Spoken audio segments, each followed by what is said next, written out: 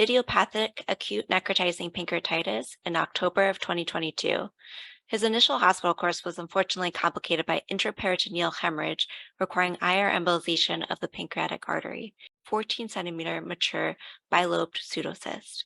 The patient has abdominal discomfort and fullness. Maybe 20% necrosis, not a lot of fluid.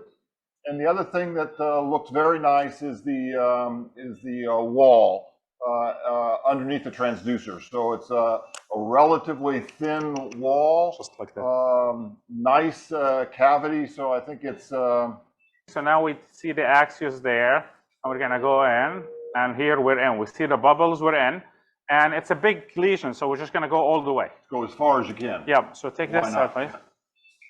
So here, because of this position, I expect the most difficult part is the luminal. Yes. Because sometimes you're pulling back, you're shortening the scope, and you're gonna fly out. Yep.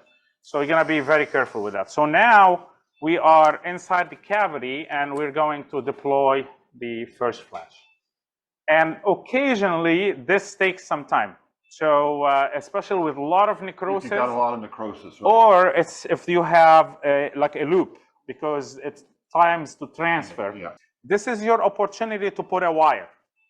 Okay, put a wire and loop it inside the cavity. So if anything happens, you have a wire. You have continued access to the stent. So this is, we have a, can you show this up here, please? So there is a wire port here at the tip. And this is the opportunity. You can just go coil a wire. We're going to deploy the second flange. Very important is that the first lock here on the sheath is locked. Otherwise, you're going to push the stent in.